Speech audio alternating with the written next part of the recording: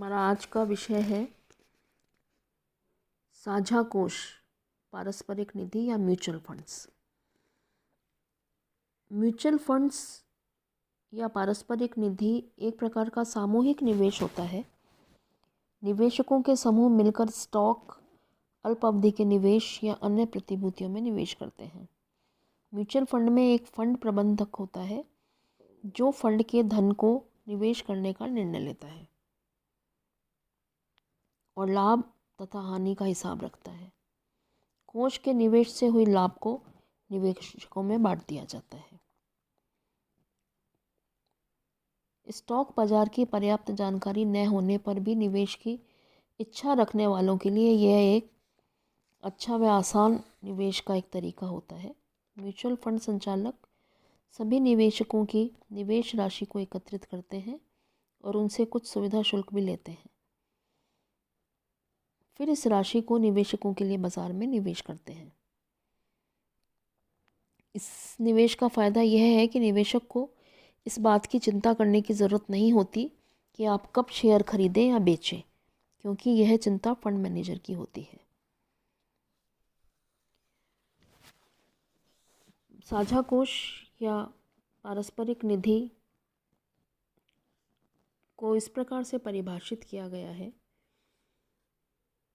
कि साझा कोष अंशों, ऋण पत्रों व प्रतिभूतियों का ऐसा संयोजन है जिन्हें निवेशकों की एक बहुत बड़ी संख्या खरीदती है और प्रतिभूतियों के संयोजन का प्रबंध एक पेशेवर निवेशकर्ता कंपनी द्वारा किया जाता है। प्रतिभूतियों के ऐसे प्रत्येक संयोजन को, जिसकी अपनी एक विशिष्ट निधि होती है, पारस्परिक निधि या साझा कोष कहते हैं।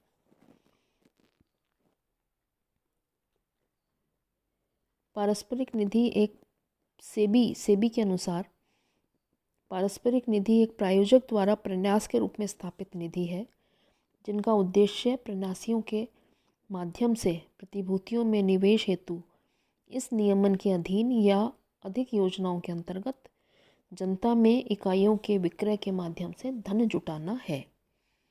एनसाइक्लोपीडिया ब्रिटिका के अनुसार पारस्परिक निधि एक ऐसी कंपनी है जो इसके अभिदानकर्ताओं के कोषों का विविध प्रतिभूतियों में निवेश करती है। इस निवेश के बदले में इनके प्रतिनिधि स्वरूप अपनी इकाइयाँ जारी करते हैं।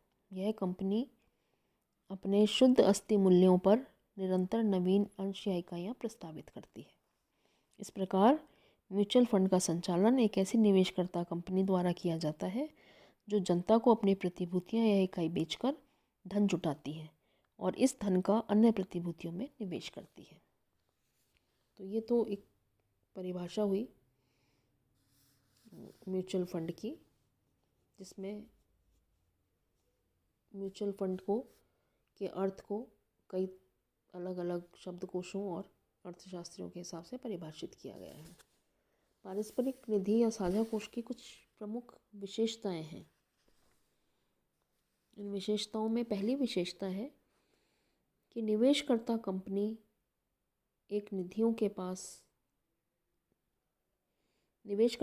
पारस्परिक निधियों से प्राप्त धन का मुद्रा बाजार एवं पूंजी बाजार में निवेश करती है। दूसरी विशेषता है इकाइयों का विक्रय। पारस्परिक निधियों द्वारा निवेश के लिए कोष जुटाने हेतु स्वयं की प्रतिभूतियां, जिन्हें सामान्य इकाई कहा जाता है, उसका विक्रय किया जाता है। तीसरा है जोखिम का विभाजन। सीधे प्रतिभूतियों में निवेश किए जाने पर सामान्य निवेशक अपने सीमित धन से बहुत कम प्रतिभूतियों में निवेश कर सकते हैं। यदि इन प्रतिभूतियों के मूल्य बहुत अधिक गिर जाते हैं तो उसे भारी हानि उठानी पड़ती है। दूसरी ओर पारस्परिक निधियां, जिसमें वह निवेश करता है, अनगिनत प्रतिभूतियों में निवेश कर सकता है। इसलिए कुछ कंपनियों में प्रतिभूतियों में मूल्यों में कमी हो जाने पर भी पारस्परिक निधियों को समुचित लाभ प्राप्त होता है। अगला है संसाधनों का संयोजन। पारस्परिक निधियों द्वारा अपने कम मूल्य की इकाइयाँ बेचकर भारी मात्रा में धनराशि प्राप्त की जाती है। अगला है प्रायोजक का होना। पारस्परिक निधियों की स्थापना व संचालन करने वाली कंपनियों को प्रायोजक कहते हैं। ये प्रायोजक अपनी अपनी पारस्परिक निधियों के अधीन संचालित सभी योजनाओं का प्रबंध करते हैं। अगला है सेबी द्वारा नियमन। हमारे देश में पारस्परिक निधियों का नियमन भारतीय प्रतिभूति एवं विनिमय बोर्ड के द्वारा किया जाता है।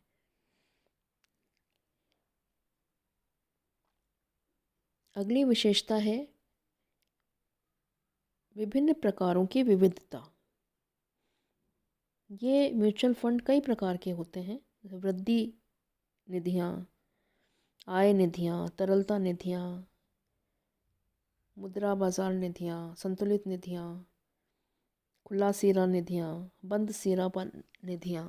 तो ये कई प्रकार की निधियाँ होती हैं जिसमें म्यूचुअल फंड के थ्रू विनियोजन किया जा सकता है। इसके बाद हम पारस्परिक निधियाँ या साझा कोषों के उद्देश्यों को देखते हैं, इनके क्या क्या उद्देश्य हैं। पहला उद्देश्य है छोटे निवेशकों को बाजार के अनुरूप आय प्राप्त करने वाले अतिरिक्त निवेश के अवसर उपलब्ध करवाना।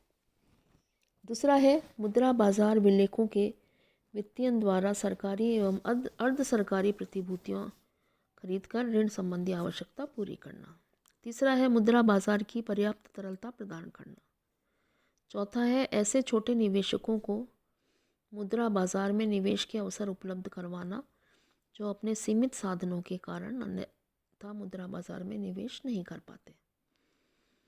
पांचवा है मुद्रा बाजार की वित्त व्यवस्था के लिए अतिरिक्त संसाधन जुटाना, विशेष रूप से जब सरकार को वित्त जुटाने में कठिनाई हो। और छठा है छोटी बचतों को गतिशील करना। ये साझा कोषों के या म्यूचुअल फंड के उद्देश्य हैं। इसके बाद हम आते हैं साझा कोषों के लाभों पर। साझा कोषों का क्या महत्व है, इसके क्या लाभ हैं। साझा कोषों के लाभों में सबसे पहला लाभ है कि यह बचत एवं निवेश के बीच सेतु का कार्य करता है। म्यूचुअल फंड सामान्यतः जनता की लघु बचत और व्यावसायिक जगत की विशाल कंपनियों की वित्त संबंधी आवश्यकताओं के बीच एक सेतु का कार्य करता है।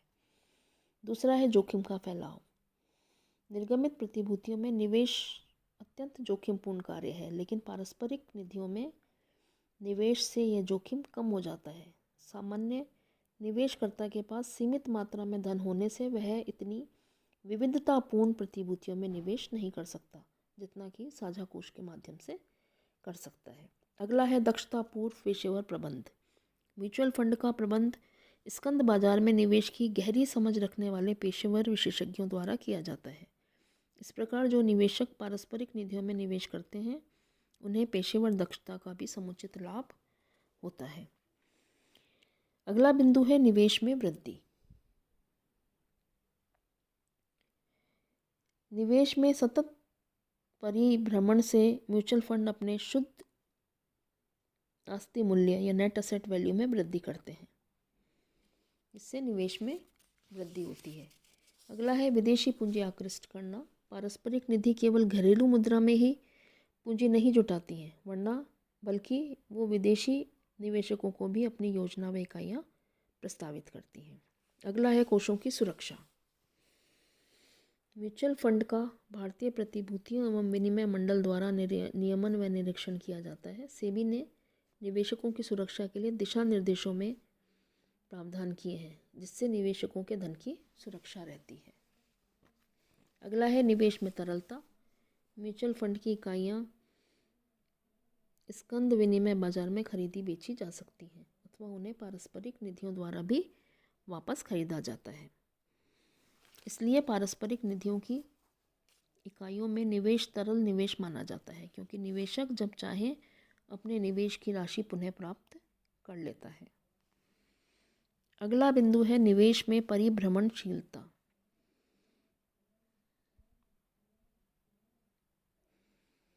सामान्य निवेशक अपने निवेश को उतना अधिक परिभ्रमणशील नहीं रख सकता जितना कि म्यूचुअल फंड रखते हैं।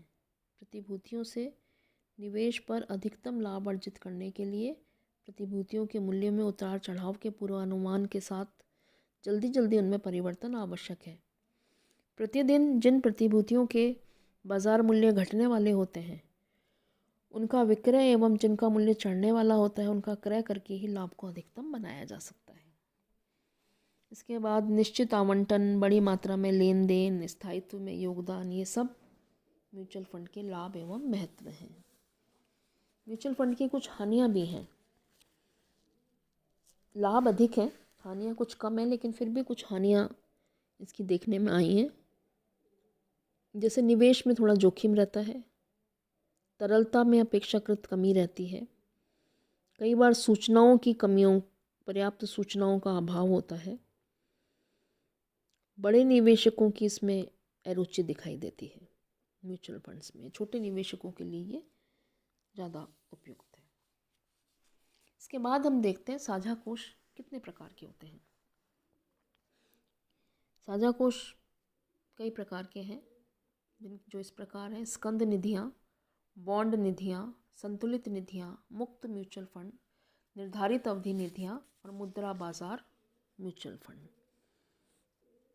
इन म्यूचुअल फंड्स के अंदर निवेशकों के द्वारा मुद्रा विनियोजित करके लाभ अर्जित किया जा सकता है। जैसे स्कंद निधियाँ हैं, इस प्रकार की निधियाँ सामान्य स्कंद में अधिकतम निवेश करती हैं। बॉन्ड निधियाँ हैं, जैसा कि इनके नाम से स्पष्ट होता है कि अपने कोषों का निवेश बॉन्ड में करती हैं।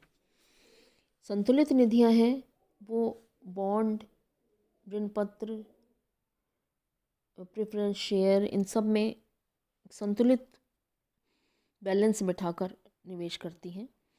मुक्त म्यूचुअल फंड जो है, उन निधियों का विक्रय पूरे साल चलता है। ये एक ऐसी निधियों में निर्गमन एवं शोधन की कोई समय सीमा नहीं होती है। निर्धारित अवधि निधियां हैं, इन निधियों में निर्धारित अवधि तक ही विनियोजन किया जा सकता है। और मुद्रा बाजार म्यूचुअल फंड मुद्रा बाजार के विलेखों में ही निवेश करते हैं।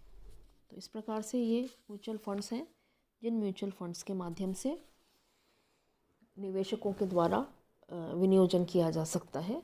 भारत में म्यूचुअल फंड के निवेश के लिए भारत में म्यूचुअल फंड का निवेश काफ़ी पॉपुलर है और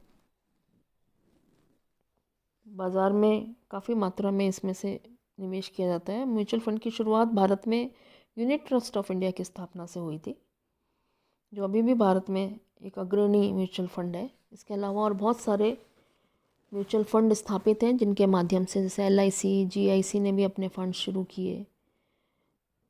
भारतीय सेबी ने म्यूचुअल फंड रेगुलेशन के तहत म्यूचुअल फंड उद्योग बनाया, जिसके माध्यम से काफ़ी सारे निजी और सरकारी म्यूचुअल फंड की स्थापना हो चुकी है, जिनके माध्यम से इनमें पैसा विनियोजित करके अपने निवेश को सुरक्षित बनाने का कार्य किया जा सकता है।